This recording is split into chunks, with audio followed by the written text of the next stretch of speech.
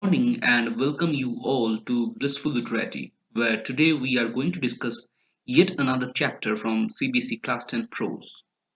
The title of our chapter today is The Sermon at Benares. Now, the question that we need to ask ourselves is what is a sermon? Now, we will come to this question at the end of our discussion, but right now, before I go into any definition of sermon, let me remind you of some of the most famous sermons that kind of shaped our history. For example, the sermon on Mount Sinai. Now, Mount Sinai or Mount Sinai, whichever way you pronounce it, but the basic fact remains that this is the mountain where Moses he had his communication with God, and this is the same mountain where he brought all the slaves from Egypt, and the nascent Israel was formed right here. And here Moses and the Israelites they entered into a covenant with God and received their 10 commandments. This is the very same mount where later on Elijah also had some mysterious encounter, enlightening encounter with God. We can also remember, since we are talking about Moses and the Jewish religion, we can also think about another person who came out of this religious background and yet established a new path, shall we call it, Christianity, Jesus Christ. So he also delivered his sermon on the mount, and just before he entered Jerusalem. And so we can see that these sermons and these places where they're delivered, they become holy. It is probably because they are blessed with the presence of a divine being. But more than that, it is they are such a place where such learning, such teachings are passed, which shaped the world, which enlightened us, or at least brought enlightenment near us. Whether we became enlightened or not, that is a separate issue, but definitely they brought it within our reach. What was beyond our grasp, because of the sermons, they came within our reach. And so we also come to this sermon at Benares, which was delivered by Gautam Buddha. And it is considered to be among his first sermons just after he attained enlightenment. But more on that we will talk later. Let us first talk about the man who became a living God. So the man's name was Siddhartha, or in Pali, Siddhartha. You see, in Pali language, I believe, actually, I didn't notice this or this thought didn't come to me before, but I think in Pali language, they don't pronounce R. Because if you remember, Siddhartha, Gautam Buddha, when he talked about Dharma, it was not Dharma, it was Dhamma. Dhamma Mahamatra. If you think about Samrat Ashok, who created this, this office, this post, he was always referring to it as Dhamma, not Dharma. Anyway, so Siddhartha, or in Pali Siddhartha, he belonged to the clan Gautama, or in Pali Gautama. He was born in circa 6th century BCE, that is before Christian era, and he was born in Lumbini near Kapilavastu, a part of the Shakya Republic of Kosala Kingdom. Right now, the place lies in Nepal. This great man breathed his last, passed away, or the what we call is Mahanirvan. Uh, that happened on 4th century before Christian era at Kushinor, Mollo Republic in Magadha Kingdom. He was married to Yashodhara at the age of 16 and they had one son named Rahul. You see, this great man was cocooned in luxury during all his life that he spent in the palace. Actually, what happened when the astrologers came after his birth at the request of the king, they informed the king that this son of his will become a great ruler. Now, whether he would rule a kingdom or a world, that they were not so sure of. As a king, if he becomes a king, he would be a great king, as they indicated. But they also said that there was a great potential that he would leave everything and would become a sannyasi Raja. Okay, a sage, king among sages. So the king, obviously, he didn't want his only son to leave house, leave home, leave palace, and go out and about in the whole wide world.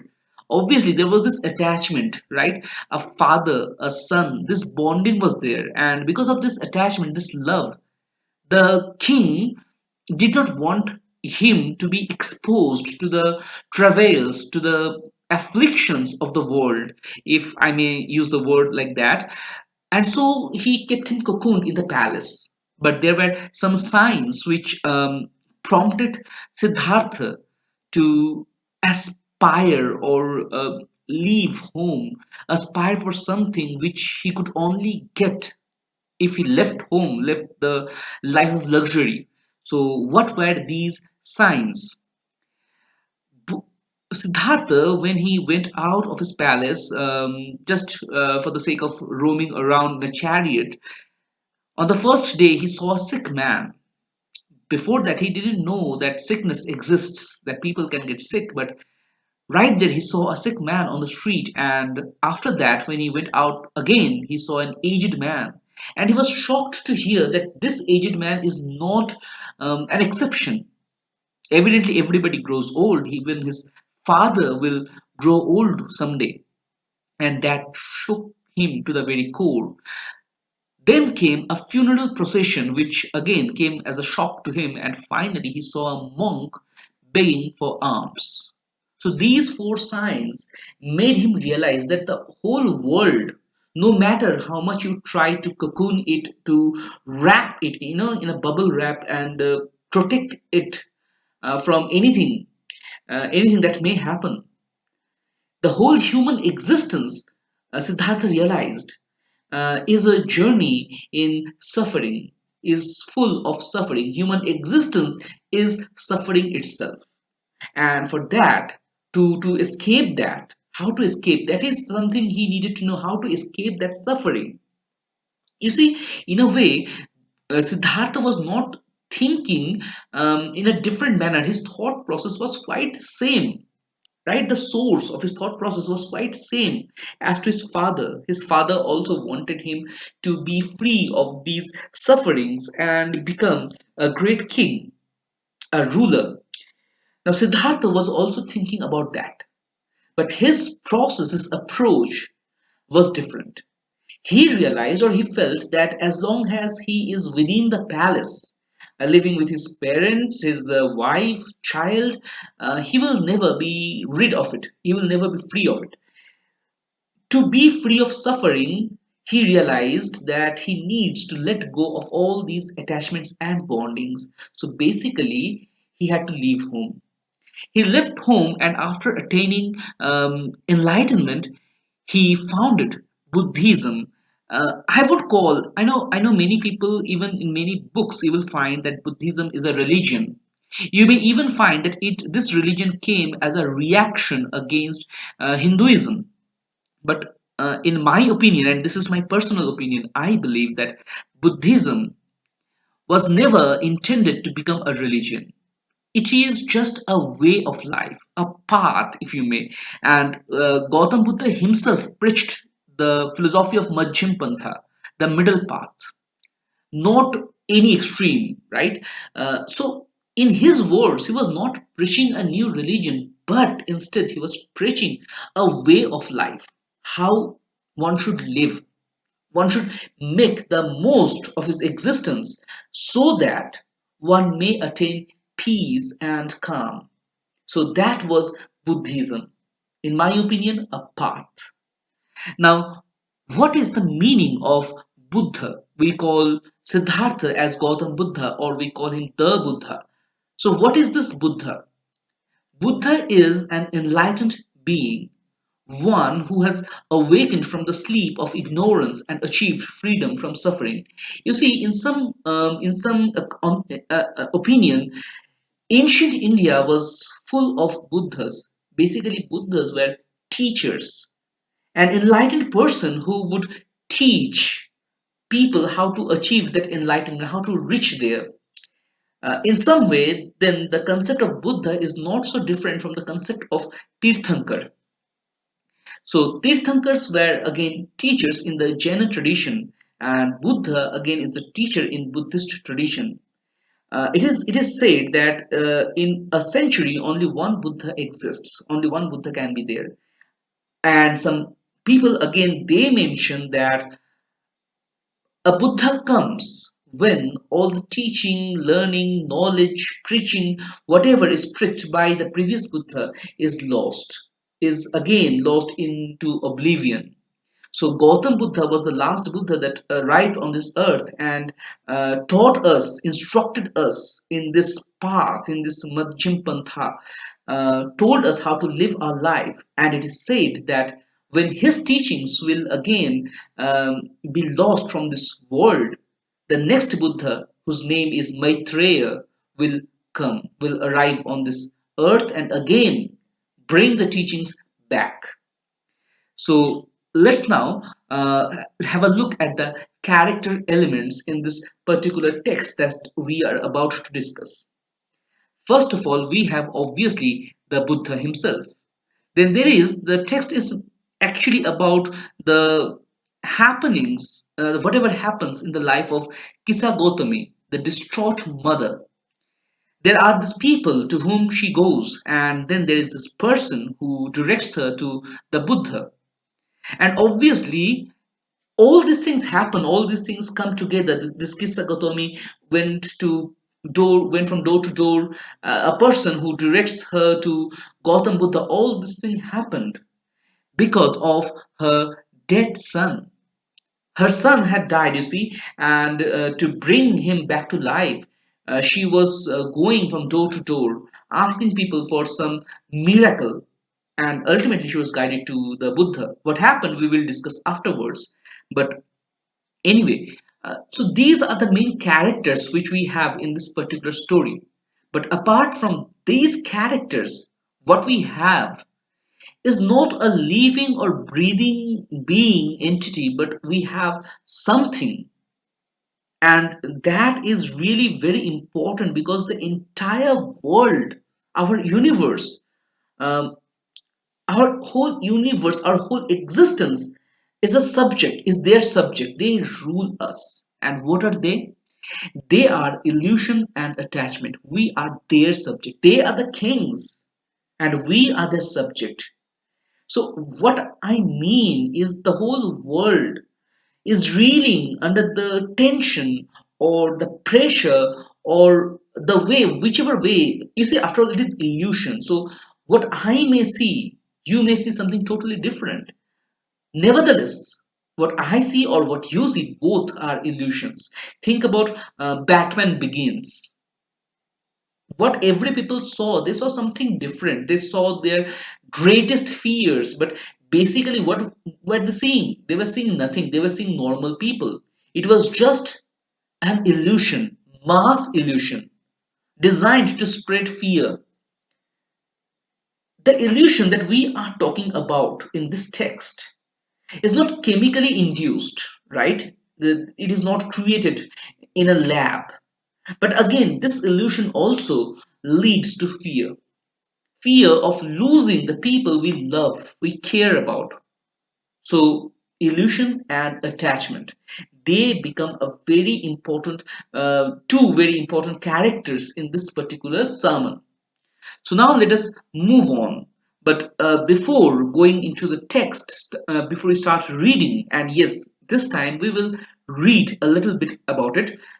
Let us first think, why should we bother about this sermon? Because evidently, if you remember, he was born in 6th century BCE, before Christian era, and died on I think 4th century BCE.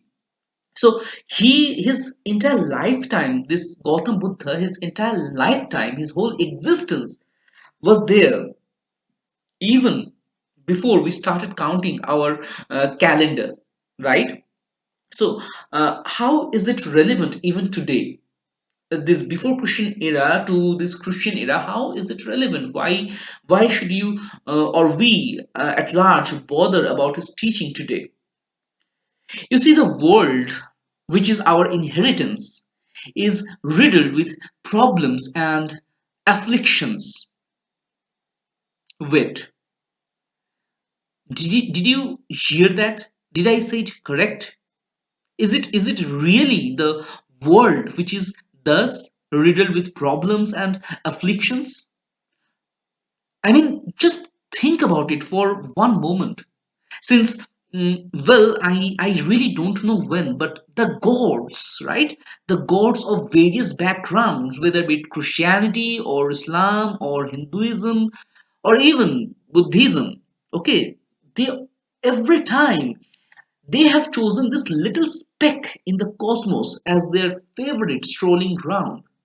They came here, think about Zeus, Jupiter, they came here, lived a fruitful life among us. Think about Ram, Krishna, right? Lived a fruitful life among us, sent their sages and prophets. Think of Prophet Muhammad, for example, Jesus Christ, the Son of God, to teach us their divine knowledge. And all this investment. And for what? A depraved world? If you ask me, that's called bad investment, and God is a bad investor if this world is really like that and still he continues doing what he does.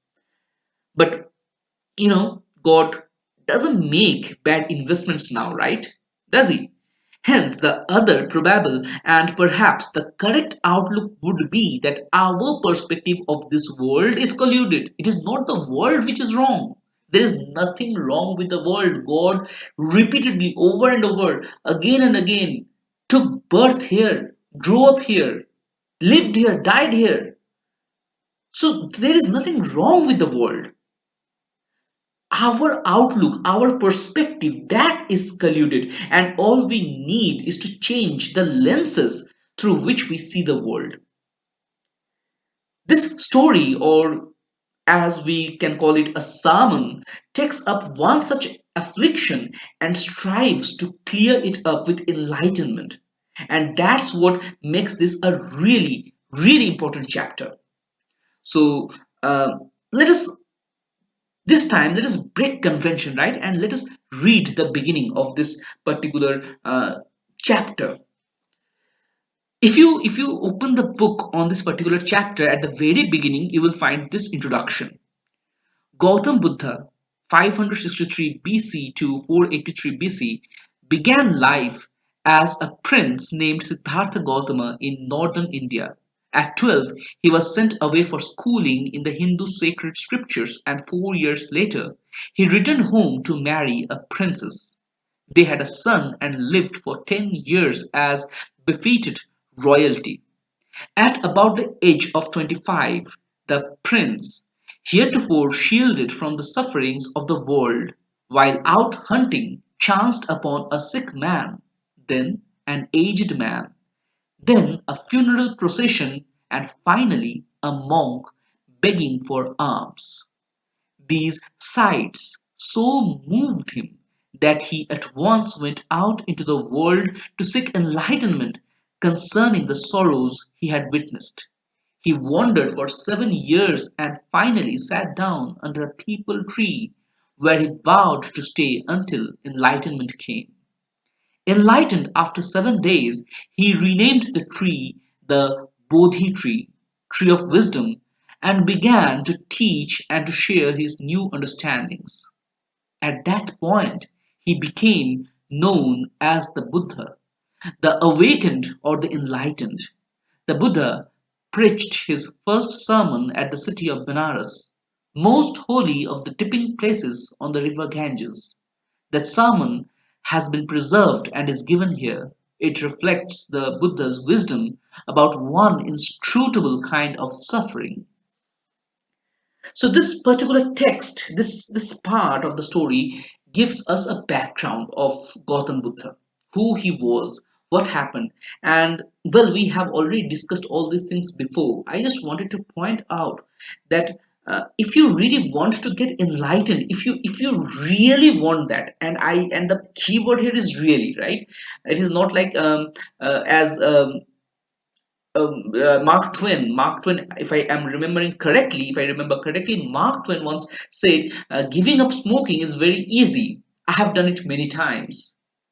So you see, Mark Twain, was he really giving up smoking, or was he going back again, giving in to the demand, to the you know to his intoxication, whatever it is? He was actually doing that. He was an addict, right? He loved smoke and he couldn't stay away from it. So he gave up many times and then again went back. Our journey for enlightenment, for nirvana or moksha, is not like that, that we want it, right? So we are giving up our worldly pleasures, but at the same time we cannot stay away from it. So we again go back to our family, to the worldly possessions that we possessed at one lifetime. That way we cannot attain moksha or nirvana or enlightenment or bodhi. But if you really want that, Gautam Buddha, he himself attained that within 7 days.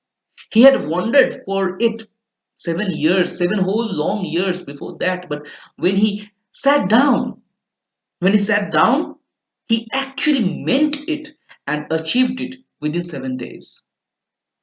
And then he went about the world preaching what he had learned, his learning. And this particular story is about one of the most important, most uh, significant illusion that afflicts us, that keeps this human existence eternally wrapped up in pain. But before we go there, let us first discuss the word notes. For example, let us first have scriptures. Scriptures is a body of writings considered sacred or authoritative. Befitted means to be proper or becoming to. Heretofore means up to this time or hitherto. Chanced upon means to come across by chance or simply luck factor. Enlightenment, in Buddhism, enlightenment means a final blessed state marked by the absence of desire or suffering. Preserved means to keep alive, intact, or free from decay. Inscrutable means not readily investigated, interpreted, or understood. Let us. This was Those were the words which came in the introduction part, and right now the words which are going to discuss comes from the sermon part. So let's discuss. At length means after a long time or finally. The, it is the old or archaic way, means not really used right now, of saying you. Usually, even today, we may use the as a replacement for you, but generally in like sermons like this or in poems. Repaired is actually a stylistic way to say went to. Grief means great sadness. Weary is to be very tired. Flickered up means to burn or shine fitfully. Again, there is a spelling error, as you can see. I have written off. It should be or, to burn or shine fitfully. Please forgive this error. Extinguished means to cause something to stop burning. Valley of desolation is actually an area filled with sorrow and hopelessness. This world, as long as we are attached to whatever is around us, we cannot escape this area filled with sorrow and hopelessness. Because if you if you love somebody or love something, you are bound to get hurt, because these things, they're not eternal. The only eternal thing is God. So yes, you can escape it if you love God, if you attach yourself to God. But all the rest of the things, human beings, animals, simple things, they are all bound to get destroyed. So, and by getting destroyed, they forever keep us stuck in this valley of desolation. Slaughter is to kill an animal, usually for food. Afflicted means to cause somebody or something to suffer pain or sadness. Lamentation means passionate expression of grief or sorrow. Let us now talk about the story in a nutshell. You see, there is Kisa Gautami, an old woman who had lost her only son. She went from door to door asking for some miracle, somehow to bring her dead son back to life. People naturally thought her to be mad. Well, they sympathized her, but when she didn't change her way, how long can people sympathize? Because death, you see, is common to all, everybody. Every one of us here has witnessed death in some form or other. So people gradually thought her to be mad. At last, one person guided her to Gautam Buddha. Now, Buddha promised her the miracle in exchange of a handful of mustard seeds. And this is very important. He wanted the mustard seeds to be brought from one home where death has never visited.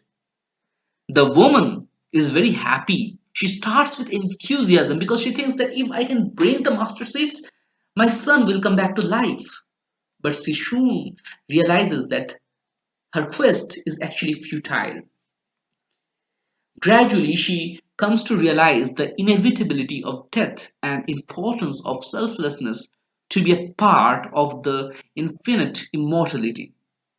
And that is what the Buddha teaches us with this sermon. So, if we want to discuss about the event, the actual event, I'm leaving aside the teachings, but if we just focus on the events, what happened? You see, the story, this particular sermon, the story starts with death. A distorted mother, a distraught mother, is on a futile quest to bring her son back to life. In a way, we can all understand her plight. No mother, or rather, no parent, wants to outlive their child. The love and attachment that makes this human life worth living is also the root cause of all the pain that we experience. The mother, Kisagotami, however, is not in a state to realize this, and she goes from door to door in search of someone who can bring her son back to life. People sympathized with her as we all are too familiar with the loss of a near and dear one, but they also think her to be mad from grief as she is unable to come to terms with her loss. One man, however, led her to the direction of the wise Shakyamuni, sage of the Shakya clan, Gautam Buddha. He, unlike others, promised to bring her son back to life, though under one condition. He would need a handful of mustard seeds from a house where death has never frequented. So, what was he trying to teach? This great Lord Buddha, the enlightened one, what was he trying to teach? You see, our attachments, while enable us to love and feel, they also veil the real world from us. So, what is the real world? The real world is God. We are surrounded by God. We live and breathe God. God is the lens through which we see the world. But in the process, and this is the fun part actually, irony, in the process of seeing the world through the lens that is God, we are unable to see the lens itself. Think about the spectacles. If you find it difficult, think about the spectacles on your eyes or the sunglasses, even. The sunglasses, they color the world in various hues, but as long as you are wearing them, you cannot see the sunglasses themselves. You can see the world through the sunglass, but to see the sunglass, you need to remove it from your eye and focus your concentration on what is on your hand and not the world outside. So, to think that the world naturally is purple or brown or any other shade would be a mistake that stems from our attachment. We are related to one another. It is true, but it is through God that we are connected to one another. As a fruit ripens, Buddha says, as a fruit ripens, it is bound to fall. And so, when there is birth, or wherever there is birth, death is also written. Gibran has said that our children are not our children. You can see the quote here: your children are not your children. They are the sons and daughters of life's longing for itself. You may give them your love, but not your thoughts, for they have their own thoughts. You may house their bodies, but not their souls, for their souls dwell in the house of tomorrow. So basically, the children, they're gods. They come through us, but only that much and nothing more. The moment we are able to discard this veil of I, as you can see the I in small letter, I, the small I, we actually gain the divine sight, the eternal I, the greater I within. The selfish ego, which is our own ego, versus the great ego, which is God. The moment we can discard, we can overcome this small ego, can we find our connection with the greater ego, the self that is God Himself.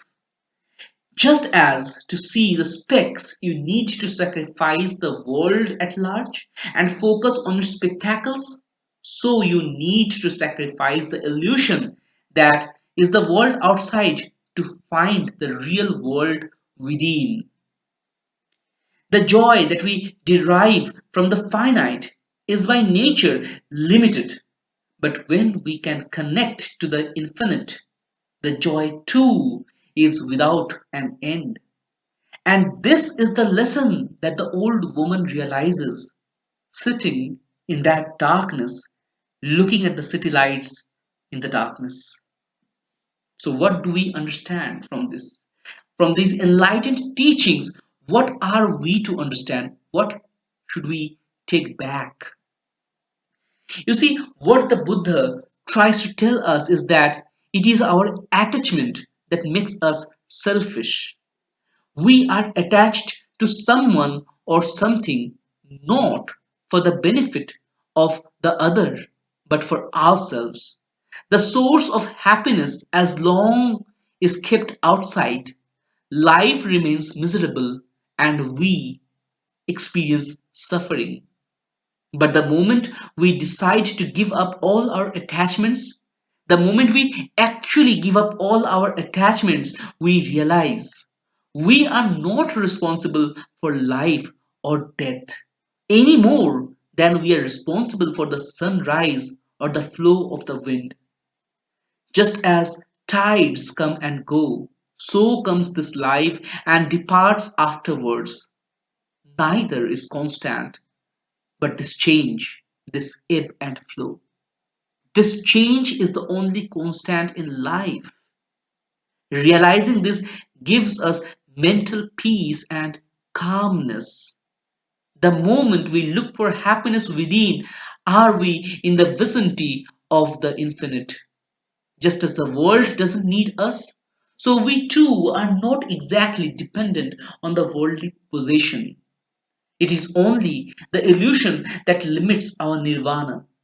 Let go of the veil of illusion, and you will be free of the sorrow and be blessed. Again, to quote Gibran, what is God's plan? What is his desire? What he wants? God is the archer. The archer sees the mark upon the path of the infinite, and he bends you with his might that his arrows may go swift and far. Let your bending in the archer's hand be for gladness, for even as he loves the arrow that flies, so he loves also the bow that is stable. So this is what we can only achieve if we have a calm and peaceful mind. And a calm and peaceful mind can only be had if we can let go of our illusion, of our attachments. So basically, all we need to remember is nothing that we have is our own. They were there before we came here. Somebody else owned it. Then they came to us. And tomorrow they will again go to somebody else. So you see, they change hand. Atman, soul changes body. The body is nothing. So don't attach your happiness, your joy with the body or even the mind. Nothing will you take away. You will leave everything behind. So that is what Buddha tries to teach us. That only when we can let go of these things, only when we can dedicate whatever we do, think, anything to God, only then can we, attain this nirvana, this enlightenment. So let us now come to the question that we began with. We have already discussed this chapter, and this is the teachings of Buddha, but let us now come to the main question, that what is a sermon?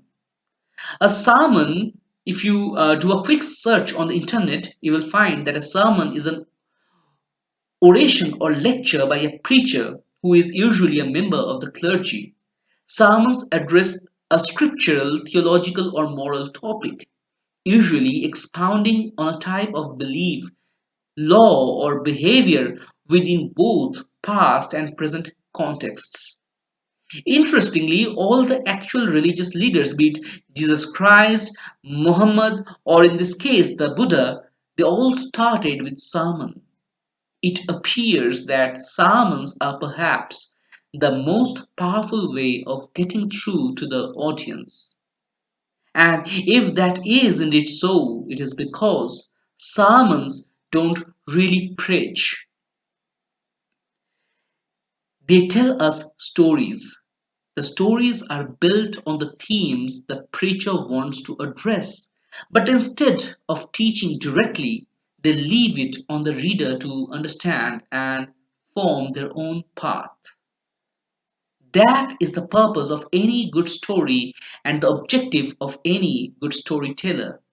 They guide us, true, but the path we have to find ourselves and ourselves only. Let us now come to the title of this story. Basically, if we think about it, we cannot think of any other title than this, right? The introduction records it at the end that the Buddha delivered his first sermon beside the river Ganga in the holy city of Benares, and that has been preserved for posterity and shared here. Sermons are basically stories of a spiritual and philosophical nature which expounds some law or scriptural or theological topic. The title of this prose piece maintains the simplistic nature of its content and simply informs us its nature and its place of delivery. Thus, as title, it is perfect. So, with this discussion on the title, we come to the end of this discussion. We have learned about the sermon and we have realized that how illusion, the veil that covers our eyes, that limits our vision, can be removed. Yes, it is easier said than done. It is true that we cannot actually be totally free of this illusion. We, for example, cannot let go of the attachments that we have. We cannot just say, okay, dad, mom, you people go away. I don't need you, right? I am trying not to be attached with you. So you, please, leave this place. Or simply, okay, mom, dad, I'm leaving. We cannot just leave and like Buddha go beneath a peepal tree and sit down and to attain bodhi. No, we cannot do that. But what we can do is to offer whatever we are doing to God. And that is another way, I would say the easier way to get rid of attachment. Whatever you do, whatever you think, don't think that you are doing it for yourself or anybody you know. Dedicate it, offer it, make it an worship, make it an offering to God. Duties towards our near and dear ones, loved ones, duties are a sin. Don't do duty. Rather, make your work, whatever you have, your life. Make it your joy. Do it because you find happiness. And then you will find that this death, this loss, they're actually nothing. They're all illusion. And the veil of illusion will drop and you will see for things what they really are. So here we come to the end of the story. I understand that this discussion is a bit different from the way we used to discuss things before, but again, this text is also a bit different. This is a sermon, this is not a regular text. I would really ask you, really like to know, right, what your thoughts are when you read the story. And I know there must be something on your mind because sermons usually are some prophets preachings, right? And these preachings are done in the simplest of language, simplest of terms. So you must have understood something you have taken away from this. We would love to hear that. So do leave a comment if you have any idea to share anything at all. And also leave a comment if you want anything to be explained in greater details.